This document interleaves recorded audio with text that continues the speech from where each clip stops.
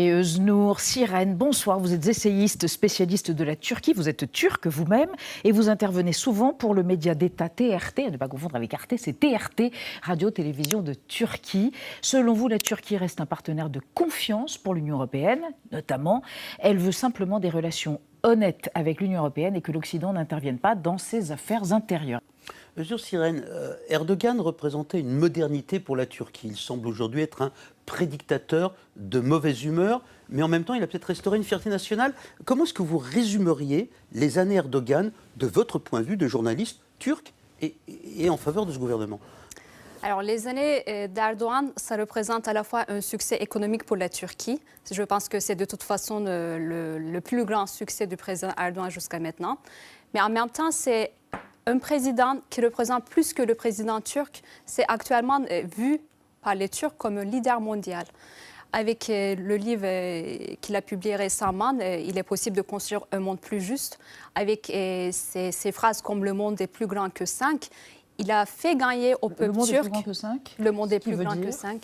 En fait, il dit que le destin du monde n'appartient pas seulement aux 5 membres du Conseil de sécurité. Donc, du coup, il dit aussi clairement qu'aujourd'hui, la Turquie a son mot à dire dans les questions mondiales et régionales. Et aujourd'hui, donc, il a rétabli la Turquie à une place prépondérante. Tout à fait, voilà. Il a donné à la Turquie une place prépondérante dans le monde. On a vu, par exemple, la Turquie étant son influence aujourd'hui de l'Afrique jusqu'à l'Asie centrale. Et il a fait vraiment gagner sa fierté au peuple turc, mais même aussi aux opprimés dans le monde. Öznur Siren, il n'y a pas qu'Osman Kavala, il y a beaucoup de gens qui sont en prison, qui sont passés par la Turquie.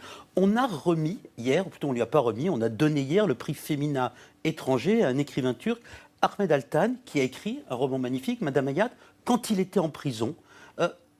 Ce livre est publié en France, il n'est pas publié en Turquie. Est-ce que vous qui avez de la chance d'être en France, vous allez le lire? Je pense que je ne vais pas le lire. Pourquoi? Il paraît que c'est un très beau roman, qui parle bien de la Turquie, de la liberté et des femmes puissantes.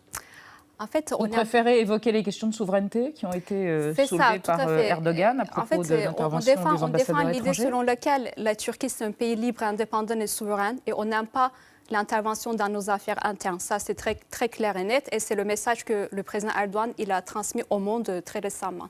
Et en dehors de ça, on n'aime pas non plus le sermonnage constant des États-Unis et de l'Union européenne au sujet des droits de l'homme. Ils ne sont pas crédibles. Pourquoi?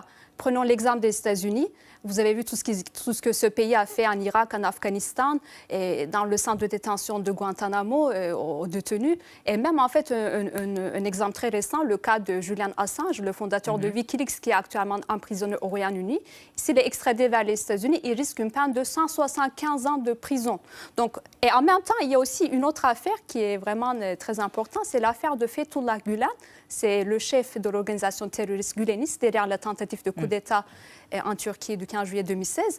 Les États-Unis prétextent les processus juridiques. Pardonnez-moi, il n'a pas été convaincu terroriste. Le président Erdogan dit que c'est un terroriste responsable de la tentative de coup d'État. Tout à fait. D'accord. Ce n'est pas seulement le président Erdogan qui dit ça. Il y a des preuves qui ont été soumises aux États-Unis. Et les États-Unis, même s'ils ont reçu ces preuves, ils prétextent le processus juridique pour l'extrader vers la Turquie. Et aujourd'hui, ils demandent la libération d'Osman Kavala. Donc, du coup, c'est très paradoxal. Je voudrais juste ajouter un dernier point, par exemple, avec la France.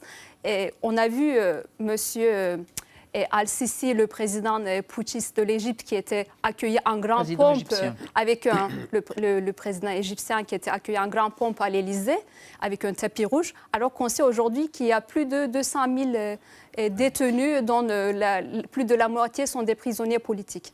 Öznur Siren, il y a aussi un rapprochement militaire, diplomatique et militaire de la Turquie avec la Russie, pendant que c'est compliqué avec les États-Unis, qui ne livrent pas du matériel militaire, pourtant déjà payé. Il y a un autre destin pour la Turquie que celui de partenaire ou de voisin de l'Union européenne. Est-ce que c'est une envie en Turquie de renouer avec une aventure étatique, nationale, peut-être impériale, propre? Actuellement, on ne vit plus dans un monde bipolaire, mais on vit dans un monde multipolaire. Donc, il y a la multiplication de pays émergents, Donc, bien évidemment, la Turquie veut sortir un peu du schéma classique de l'alliance stratégique avec les pays occidentaux. Elle veut diversifier ses partenaires et ses alliés. Et c'est ce qu'on voit clairement aujourd'hui. La Turquie établit des alliances aussi bien avec l'Azerbaïdjan que la Russie, avec la Chine que le Pakistan. Pardonnez-moi, avec l'Azerbaïdjan, c'était au-delà de l'alliance. La Turquie a gagné la guerre contre l'Arménie dans le Haut-Karabakh. Vous en avez ressenti, vous, personnellement, une fierté patriotique? Tout à fait. Je ressens vraiment une fierté. Et on considère l'Azerbaïdjan de toute façon comme un pays frère. Donc c'est au-delà de l'alliance, ça passe au-delà de l'alliance. Mais aujourd'hui, on voit la Turquie avoir son influence un peu partout dans le monde. Donc en Afrique, en Asie centrale, même en Amérique latine. Donc du coup, aujourd'hui, on dit en Turquie que la Turquie est plus grande que la Turquie. Vraiment, c'est vraiment une phrase qu'on répète très souvent. Aujourd'hui, la Turquie, la puissance et l'influence de la Turquie se fait ressentir dans le monde. Et pour moi, ça va au-delà d'une puissance régionale, ça commence à devenir une puissance mondiale. Même si on n'est pas d'accord là-dessus. À condition, on a vu des beaux avions, à condition d'acheter des avions américains notamment. Donc ça maintient quand même une forme de lien avec les alliés. Un lien schizophrène, enfin une forme de schizophrénie. Oui, écoutez, vous pouvez avoir vous êtes dans une alliance, vous en tirez les bénéfices et puis vous jouez votre jeu.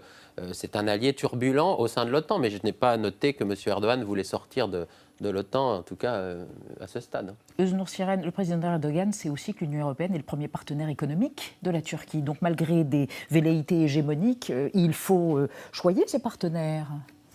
Tout à fait. Est-il conscient? En sont-ils conscients? Il est complètement conscient. De toute façon, il a dit qu'il ne voit pas l'avenir de la Turquie ailleurs que dans l'Union européenne. Donc, il l'a dit lui-même. Et donc, à partir de maintenant, à mon avis, il faut arrêter ce discours un peu punitif, accusatoire contre la Turquie. Il faut arrêter ce langage de sanctions. Et il faut essayer de se concentrer sur les intérêts communs, développer les relations commerciales et répondre aux défis planétaires comme, vous voyez, le réchauffement climatique, la crise sanitaire, le terrorisme. Donc, maintenant, il faut développer ces points communs. Voilà. Très bien. Merci à tous les trois d'avoir participé à ce débat.